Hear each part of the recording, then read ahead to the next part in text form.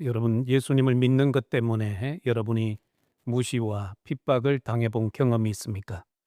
아니면 예수님의 복음을 전하다가 모욕을 당해본 일이 있습니까? 인격적인 모독 말입니다. 아마도 여러분 가운데 그런 분이 계실 것이고, 어쩌면 복음 전하는 사람을 핍박하다가 예수님을 만나고 교회 속에 들어와 신앙생활을 잘하고 있는 분이 있을 수도 있습니다. 여러분이 예수님을 전하다가 아픔을 경험해 보았다면 그것이 복된 경험이고 복이라는 것을 마음에 확신하십시오.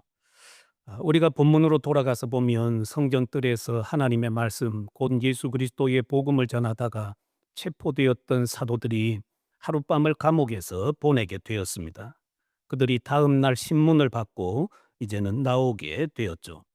사내들인 지도자들은 사도들을 불러놓고 너희들이 가서 이제는 예수의 이름으로 말하지도 말고 가르치지도 말라고 협박을 했습니다. 그때 베드로와 요한은 당당하게 외쳤죠. 당신들 말 듣는 것이 옳은가? 하나님께 순종하는 것이 옳은가? 당당히 그들 앞에서 외쳤습니다. 우리는 예수 그리스도의 죽음과 부활, 그분이 우리에게 말씀하신 그 복음을 증거하지 않을 수 없다. 이러면서 당당히 걸어 나왔죠. 교회의 대표들인 사도들은 당시 세상의 최고 권력자들을 당황하게 만들었습니다. 여러분, 무엇이 그들로 하여금 이렇게 당당하고 담대하게 했을까요? 이 지도자들은 이 사도들을 볼 때, 저들은 범인들이었어. 공부도 제대로 하지 않고 해당 교육 정도 받은 사람들인데 어떻게 저들이 이처럼 당당할 수 있는가? 당혹감을 감추지 못했습니다. 사도들을 이처럼 담대하게 한 것은 바로 그들 안에 계신 성령님이셨죠. 성령께서 사도들로 하여금 주눅들지 않고 당당하게 예수 그리스도를 증거하도록 했습니다. 훈련한 사도들은 동료들에게 가서 제사장들과 장로들이 한 말을 다 알리게 되었습니다. 이 말을 듣자마자 사도들과 성도들이 모여 있었던 그 자리는 순식간에 기도의 장소로 바뀌게 되었죠. 우리는 사도들과 초대교회가 지도자들의 위협 앞에서 무슨 기도를 드렸는지 볼 수 있습니다. 그들이 드린 기도는 오늘 이 시대에 우리가 드리는 기도와 비교해 볼 만합니다. 사도들과 함께 모인 성도들은 한 마음으로 주의 이름을 부르며 소리 높여 기도했는데 그들이 처음으로 내뱉던 단어가 대주제여 이렇게 외쳤습니다. 여러분, 대주제라는 말은 절대적 주권자라는 의미이고 온 세상의 주라는 의미이죠. 이 온 우주를 소유하고 다스리시는 분이 대주제라는 의미입니다. 그분은 천지와 바다 만물을 지으시고 그 가운데 모든 것을 다스리시는 분이시죠. 주님은 주의 종 다윗의 입을 통하여서 성령으로 말씀하셨습니다. 어찌하여 이방 사람들이 날뛰고 민족들이 헛된 일을 꾸미는가? 세상의 임금들이 들고 일어나서 통치자들과 함께 모여 주와 그의 그리스도를 대적하는도다. 주님이 다윗의 입을 통해서 성령으로 말씀한 일이 또다시 일어나고 있다라는 것입니다. 유대의 지도자들의 모임은 헛된 일을 꾸미고 하나님을 대적하는 사탄의 모임이에요. 그들이 아무리 하나님을 찾고 성전에서 화려한 제사장의 옷을 입고 제사를 인도한다 할지라도 그들은 예수 그리스도를 대적하는 사탄의 모임이라는 걸 알게 됩니다. 여러분, 이 세상에 권력을 쥔 사람들이 그 권력을 가지고 하나님께 도전할 수 있을까요? 인간이 어리석어서 하나님을 대적하는 행위를 하지만 하나님께서는 그들의 어리석은 행동을 보고 웃고 계십니다. 그렇다면 세상의 통치자들이 함께 모여 하나님과 그리스도를 대적한 이유는 무엇이겠습니까? 시편 2편 3절에 보면 이렇게 기록되어 있습니다. 우리가 그들의 맹것을 끊고 그의 결박함을 벗어버리자. 이것을 위해서 통치자들이 모이고 지도자들이 모여서 대적한다라는 것입니다. 한마디로 그들은 하나님께서 그들에게 하나님의 통치를 위임해 주셨거든요. 하나님의 통치는 하나님께서 그들로 하여금 하나님의 사랑과 공의로 통치하도록 이걸 주셨어요. 그런데 이 나라들의 지도자들은 그것을 속박으로 여긴다라는 것입니다. 하나님께서 우리에게 이런 것을 주셔서 우리를 속박하고 있다. 그래서 우리가 다 벗어버려야 돼. 이걸 위에서 사람들이 모였다라는 거죠. 여러분, 하나님이 사람이 되어 오신 분이 예수님이십니다. 그분이 오셨을 때에 나라의 지도자들은 예수님을 걸림돌로 여겼죠. 예수님께서 오셔서 정말 사랑과 공의로 통치하시고 다스리시는 법이 그것이 무엇인지를 그분이 보여주셨거든요. 그런데 이 부정으로 부패하고 타락한 정권을 가진 이 사람들은 저 한 사람 제거하면 나라가 조용하고 깨끗해질 수 있다고 생각을 한 거죠. 그래서 그때의 대제사장이었던 가야바가 사내들인 공의를 모아놓고 그 얘기를 했거든요. 우리가 지금 예수 하나 때문에 나라가 이렇게 들끓고 많은 유대인들이 저를 따르는데 저자를 가만히 두면 안 되겠다. 저거 하나 죽이면 깨끗하게 끝날 일을 우리가 왜 그 일을 못하는가. 빨리 예수 죽여 없애버리자. 그래서 이들이 지금 힘을 규합해서 예수 그리스도를 십자가에 못 박아 죽였던 것입니다. 여기 지도자들이 벌떼처럼 달려들어서 하나님과 그가 보내신 자 그리스도를 대적한 것이죠. 하나님의 다스림으로부터 벗어나 인간의 자유를 선언하는 것이 행복인 것 같지만 사실은 죽음을 끌어들이는 것이나 다름이 없습니다. 왜냐하면 하나님 없는 자유는 방종이에요. 그것은 하나님을 대적하는 행위입니다. 그 사람은 자기 인생을 자기 손으로 주무르다가 그것으로 끝나는 거예요. 에덴 동산으로 한번 가보십시오.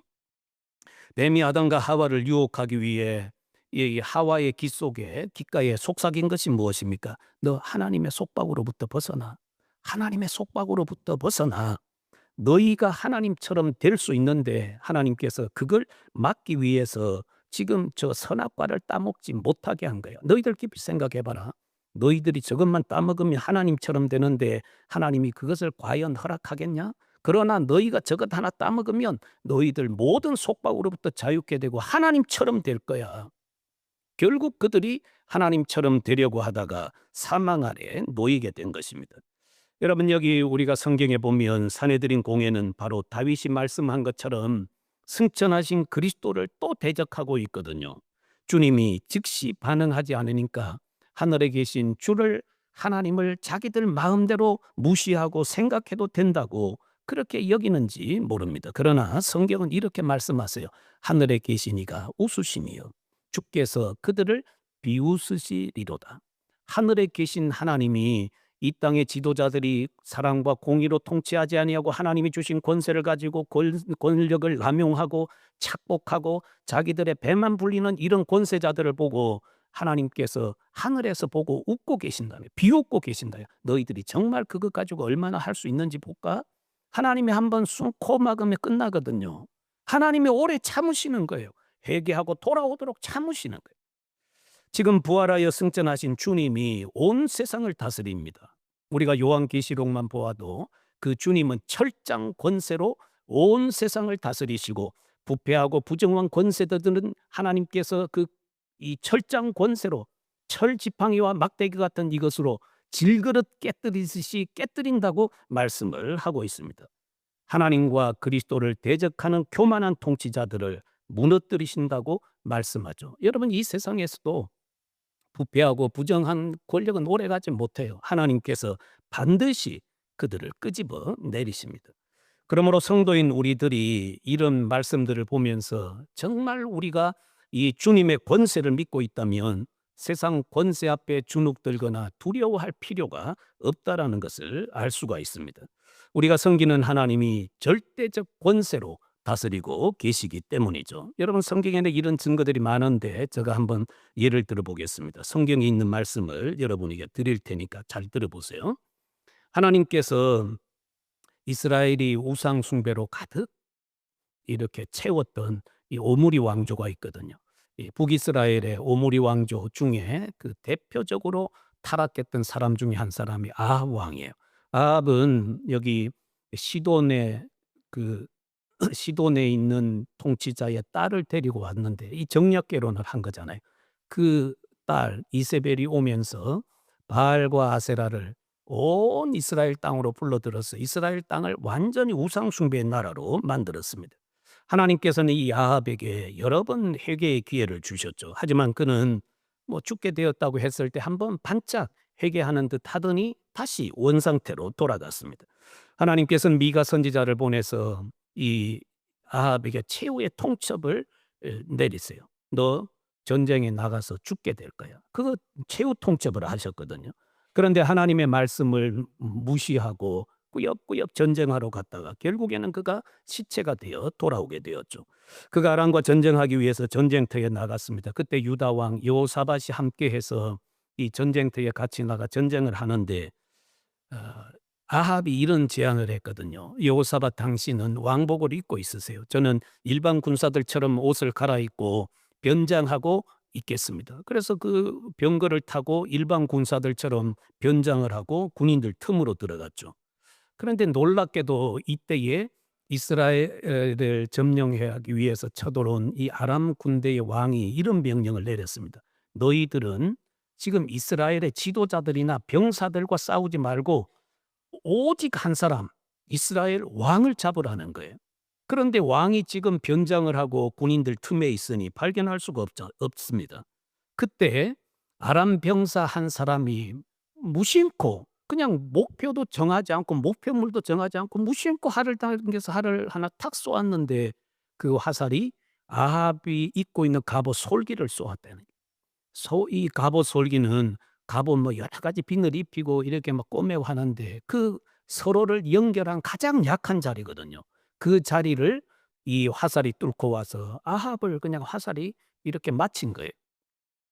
너무 그때 싸움이 격렬해서 이 화살이 꽂혀 있지만 그걸 빼내지 못하고 아람 군대와 전투를 하다가 결국 저녁쯤 되어서 이 아합은 죽고 말았죠. 그런데 그때 성경이 인제 아합의 죽음에 대해서 전하기를 아합이 적군들과 싸움하면서 그 적을 막다가 피가 이 병거에 흥건히 고이도록 그가 피를 흘렸지만 거기서 빠져나오지 못해서 죽었다고 했거든요. 그러니까 이 화살로 인해서 과다출혈이 일어나서 결국에는 죽게 된 거죠.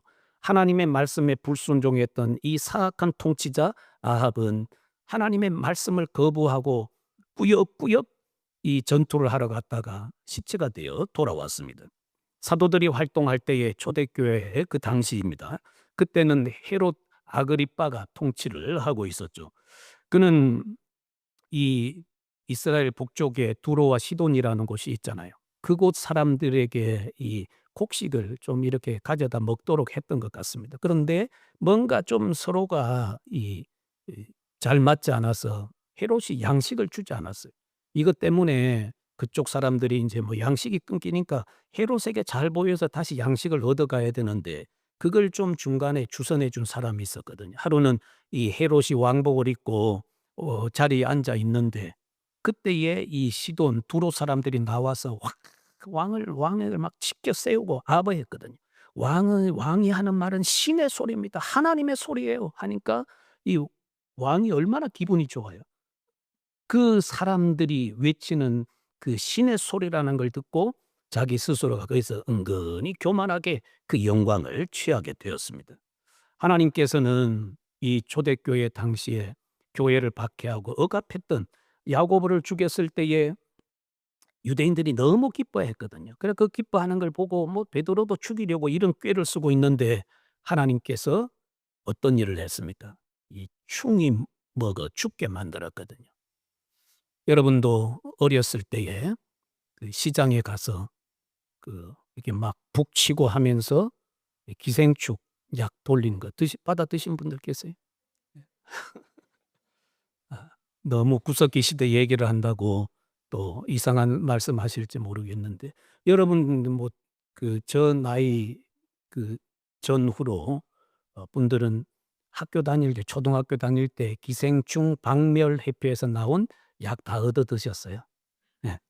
안 얻어 드셨다고 발뺌하지 마시고 다 얻어 드셨거든요. 그때 충이 많았잖아요. 근데 그 전 세대에는 얼마나 더 많았겠어요.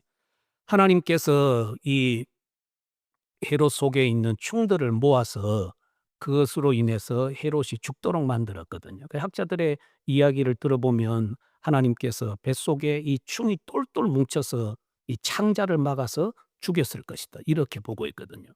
급사했을 거다. 얼마 가지 못하고 갑자기 죽게 되었거든요. 여러분 세상의 통치의 권력을 가지고 하나님을 대적하고 하나님이 주신 영광을 자기 것으로 취하면 오래가지 못한다라는 것입니다. 여기 본문에 보면 교회와 사도들은 하나님의 구원 계획과 하나님의 능력을 알기 때문에 이들은 그들의 위협이 있었지만 그 위협 앞에 결코 항복하지 않고 기도했다라는 것을 읽게 됩니다. 그들은 종들로 하여금 담대히 하나님의 말씀을 전하게 하여 주십시오. 또 뭐라고 했습니까? 손을 내밀어 병을 낫게 해 주십시오. 표적과 기사가 예수의 이름으로 이루어지게 하십시오. 하나님의 말씀을 전할 길이 활짝 열리게 해 주십시오. 여기 사도행전에서 나오는 하나님의 말씀은 복음이에요. 하나님의 복음을 담대히 전할 수 있도록 길이 활짝 열리게 해 주십시오. 이 세상 권세가 그 여러 사람들이 함께 힘을 합하여 복음의 길을 막고 있지만 하나님께서는 길을 활짝 열어서 복음이 증거될 길을 열어 주십시오. 이 무엇을 위해서 기도했습니까? 교회와 사도들은 예수 그리스도가 우리에게 보여준 그리스도의 사역을 계승하는 교회가 되게 해 주십시오. 이걸 기도한 거거든요. 오늘 우리 시대에는 예수 그리스도가 보여주신 그분의 사역과 그분의 성김과 헌신뿐만 아니고 사도들이 계승해왔던 그리스도의 복음의 사역을 증거하는 것이 오늘 이 시대의 교회의 사명입니다. 여러분, 그러면 어떤 사람들이 이런 기도를 하나님 앞에 드릴 수 있을까요? 다른 거 없어요. 내 삶과 내 생명보다 예수 그리스도가 더 가치 있습니다. 예수 그리스도가 나에게 있어서 최고의 가치요. 주님이 내 생명보다 귀합니다. 이런 고백을 하는 성도들은 하나님 앞에서 이런 기도를 드릴 거예요. 교회가 이 땅에 세워진 목적을 바로 깨닫게 될 것이고 교회가 힘써야 될 일이 무엇인지를 분명하게 이해가 될 것입니다. 이렇게 기도하는 성도들이 세상의 핍박을 결코 두려워하지 않고 당당히 이 땅 가운데 서게 된다라는 것입니다. 사도들과 성도들의 기도의 결말이 어떻게 됐습니까? 성경을 보면 우리 하나님께서 즉시 응답했다고 기록되어 있죠. 31절에 보면 같이 한번 읽어봅니다. 시작. 빌기를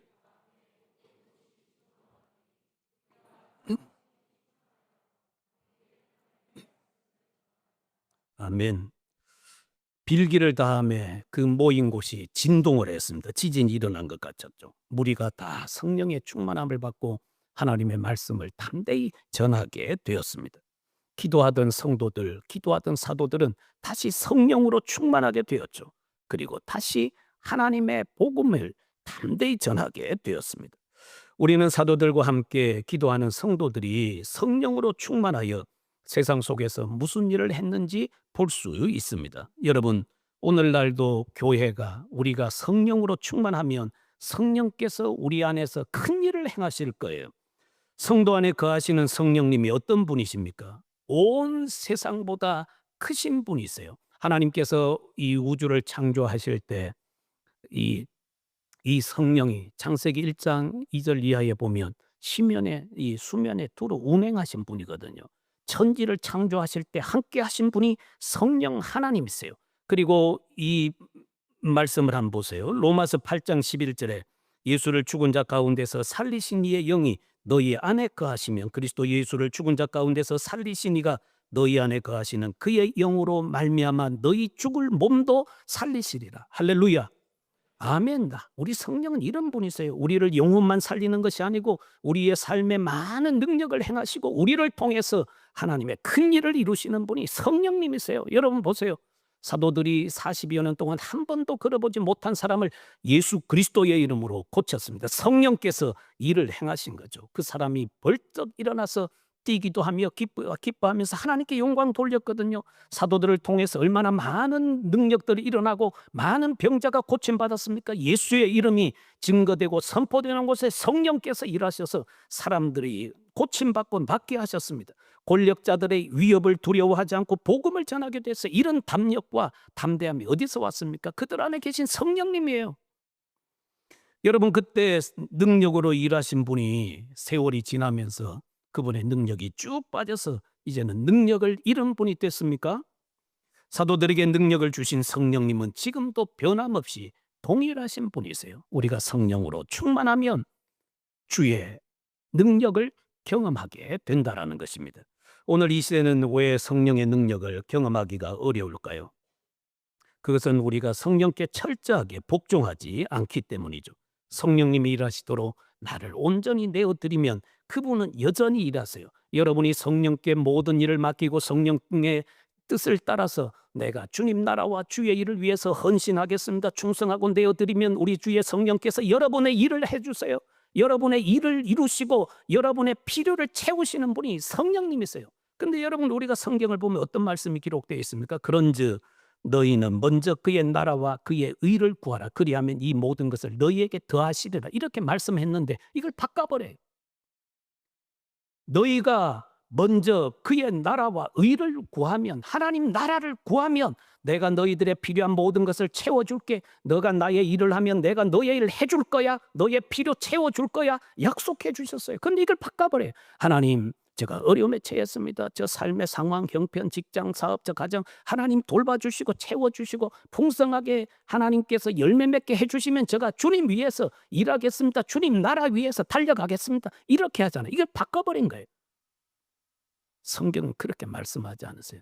너희가 먼저 하나님의 나라와 의를 구하면 내가 너희에게 있는 필요한 것들을 다 채워줄 거예요. 여러분이 주의 나라를 위해서 열심히 기도하고 성령으로 구해보세요. 그리고 여러분의 것을 하나도 구하지 못했어요. 그럼 하나님이 가만히 계실까요? 여러분 형편처지 다 알고 계시는 하나님이 너 나만 위해서 구했구나. 여러분의 것 다 아세요. 다 채우세요.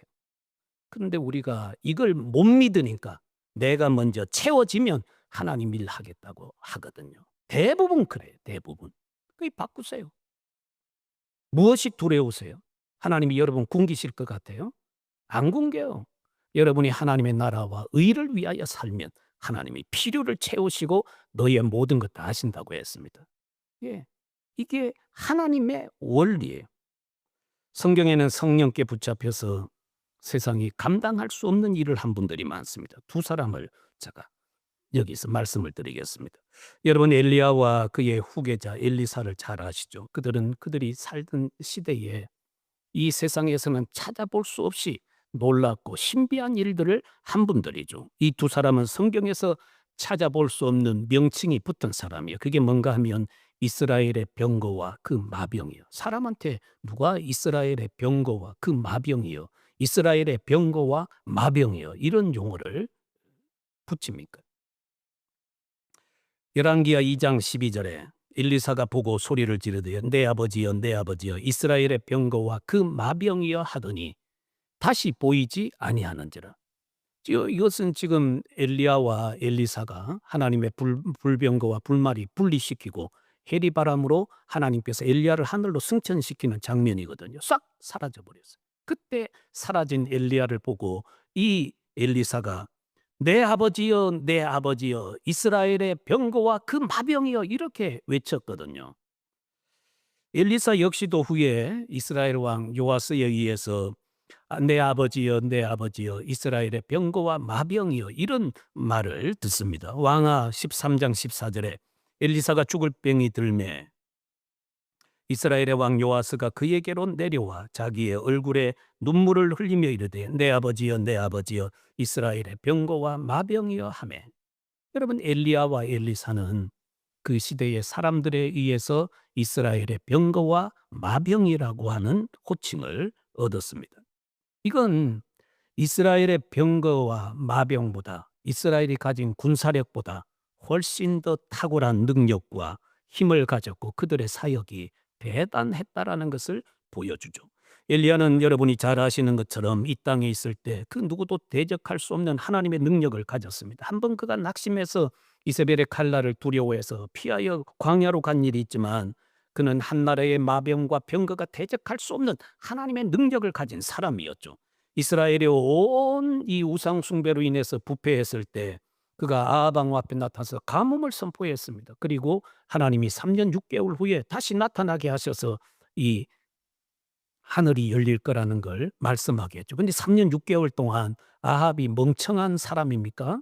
그도 이 엘리야를 잡아서 혼내주려고 곳곳을 다 찢었어요. 나라를 뒤지고 다른 나라에까지 사람을 보내가지고 엘리야 봤냐 못 봤냐, 우리 못 봤다, 봤는데도 못 봤다고 속이는 사람들은 죽이도록 했거든요. 그 정도로 엘리야를 찾았지만 하나님이 딱 눈 감겼어요. 사람들 눈 감겨서 엘리야 발견하지 못하도록 했습니다. 그래서 3년 6개월 만에 나타나서 이런 일을 했거든요. 그리고 여러분 잘 아시는 것처럼 갈멜산에서 이 바알 선지자들과 대결할 때에 하늘로부터 불을 내려 이 재물을 다 태운 사람이에요. 이때 이스라엘 땅에 그 누구도 대적할 수 없었던 바알 선지자 450명을 하나님의 이름으로 제거했던 능력의 사람이었습니다. 그 누구도 할 수 없는 일을 했고, 많은 사람들이 지금 엘리야에게 불을 내려주신 하나님이 참 하나님이심을 믿도록 했던데 큰 역할을 했던 사람이 엘리야예요. 그는 하나님의 능력을 잊고 성령의 능력을 잊고 세기에 남을 일들을 한 것이죠. 그리고 마침내 그는 죽음을 보지 않고 하나님께로 승천하였습니다. 엘리사 역시 성령의 사람으로 강력했죠.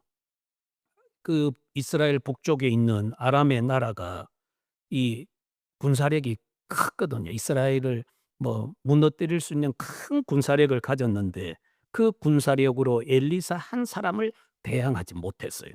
엘리사는 아람 왕이 이스라엘을 치기 위해서 그 왕궁에서 작전 세우는 걸 다 알고 있었거든요.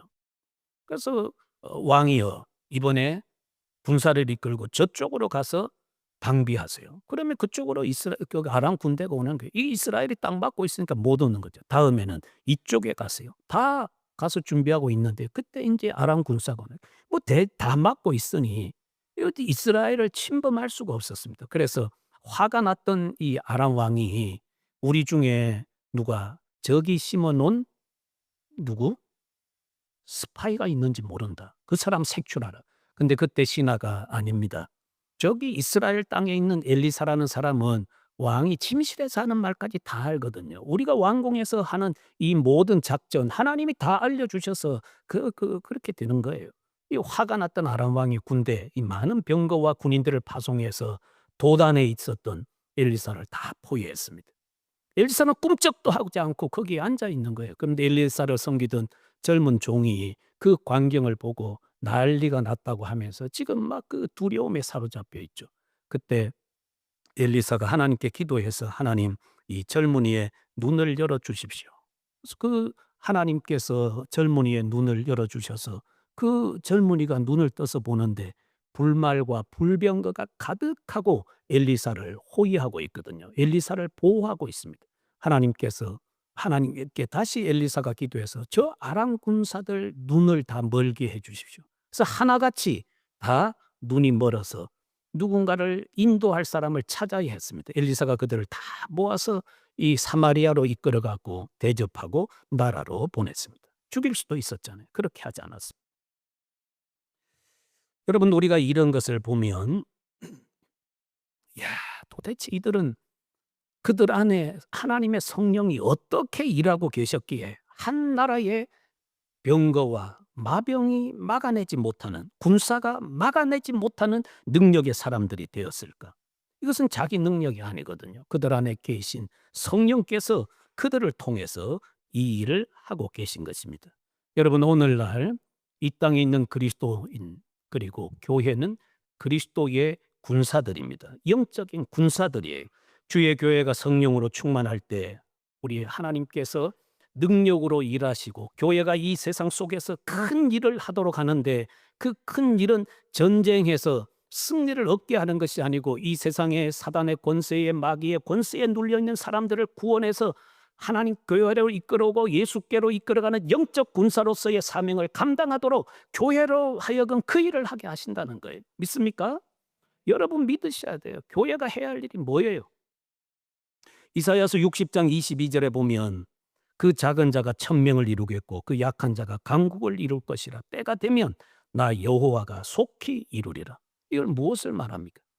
교회 시대 예수 그리스도가 구원을 이루시고 교회에 성령을 보내시고 주의 복음이 증거될 때에 이 일이 일어난다는 거예요. 이 땅에 세워진 교회는 연약한 것처럼 보이고 약한 자처럼 보이지만 하나님의 성령께서 교회를 통하여 큰 일을 이루실 때에 교회가 1000명을 구원하고 10,000명을 구원하고 세상 속에 하나님의 나라가 곳곳으로 퍼져가서 많은 생명을 구원하여 하나님께 돌이킬 강한 나라가 되게 하겠다고 하셨습니다. 하나님의 나라가 이렇게 퍼져가는 거예요.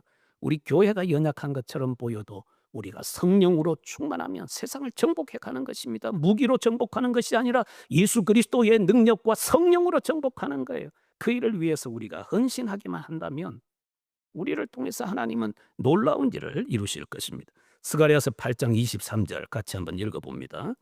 만군의 여호와가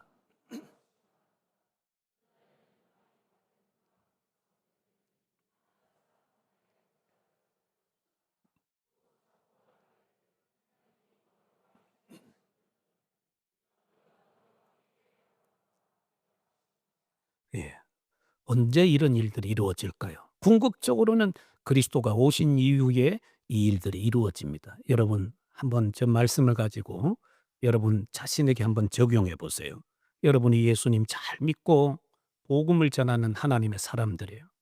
우리가 여기 문 열고 나가면 말이 다른 이방인들이 많이 있거든요. 여기에 에드먼튼에도 거의 뭐 200여 가까운 나라들이 이곳에 들어와 있잖아요. 각각 언어가 달라요. 근데 여러분이 예수님 잘 믿고 예수님의 아름다운 삶을 드러내는 그 삶을 살고 또 여러분이 입으로 복음을 전하는데 여러분 뒤에 여러분의 옷자락을 잡고 10명이 줄 댄 것처럼 여러분의 옷자락을 잡고 나 당신이 믿는 예수님 믿을 거야. 당신이 내게 복음 전해 줬잖아. 내가 그 예수님 믿을 거야 하고 10명이 줄사탕에 뒤에서 줄줄 따라오고 교회 속으로 온다고 생각해 보세요. 얼마나 멋지고 영광스러운 광경입니까? 이게 이루어진다라는 거예요. 하나님의 교회를 통해서 성령이 충만한 성도들을 통해서 우리 하나님이 이루실 일을 말씀하신 것입니다. 여러분 이 땅에 있는 주님의 교회가 강한 군사가 되어 하나님의 나라의 일에 쓰임 받아야 할 것입니다. 교회는 우리 교회의 부흥을 위해서만 존재하는 게 아니에요. 예수 그리스도가 계승하신 그 사역을 위해서 존재하는 것이 교회예요. 교회는 여러분 한 사람의 유익을 위해서 있는 것이 아니에요. 예수 그리스도의 영광과 그분의 나라를 선포하기 위해서 이 땅에 교회가 존재하는 거예요. 우리 교회만 하는 것은 그 이기주의자예요. 그런 이기주의자가 어디 있어요? 우리 교회만 잘 되라고 주님이 이 위대한 복음을 주셨습니까? 아니거든요. 세상에 나가서 그리스도의 나라와 의를 전하고 예수 그리스도의 사역을 계승하고 사도들이 보여준 그 아름다운 사역을 계승하도록 교회에게 이 임무를 주신 거예요. 여기에 깨어서 교회가 일을 하고 교회가 이 땅에서 사명을 감당해야 돼요. 너무나 영광스러운 일이잖아요. 저와 여러분들이 성령으로 충만하고 성령의 지배 아래 살면 우리를 통해서는 큰 일이 일어날 것을 믿습니다. 나는 죽고 그리스도를 통해서 사는 삶을 살아내십시오. 그게 우리의 임무예요. 기도하고 말씀을 읽고 몸부림치고 교회만 여러분 왔다 갔다 하면 뭐 합니까? 성경을 읽고 기도하고 몸부림치면서 내가 성령으로 살아야지. 예수님께 나를 드려야지. 예수 그리스도가 나를 통해서 사시도록 나를 내어 드려야지. 이런 결단과 피 흘리기까지 내 자신의 약함과 내 속에 있는 죄성과 싸워야 겨우 승리할 수 있을 정도인데 우리가 성령을 의지하지 않고 말씀을 읽지 않고 기도하지 않고 어떻게 이겨나갑니까? 매일매일 저와 여러분들이 말씀 안에서 결단하셔야 돼요. 결단하고 기도하고 몸부림치듯이 하셔야 승리를 얻을 수가 있습니다. 그렇게 살아갈 때 여러분 가정도 변하고 여러분 자신도 변하고 자녀들도 변하고 할 거예요. 그런 변화를 보기 원하신다면 정말 하나님 앞에서 나는 죽고 그리스도가 나를 통해 사십시오.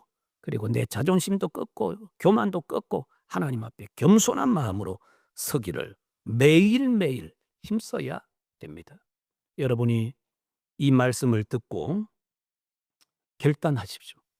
하나님, 성령으로 충만하여 성령께 나를 맡겨드리겠습니다. 제가 이 땅에 세워진 교회에 소속되어 있는 성도로서 이 교회가 예수 그리스도의 사역을 계승하는 일에 주님, 제가 귀하게 사용되게 해 주십시오. 주님, 저를 사용해 주십시오. 그런 마음 가지고 여러분이 한 주간도 사시고 남은 생을 그런 마음으로 살아가시기를 바라겠습니다. 기도하겠습니다.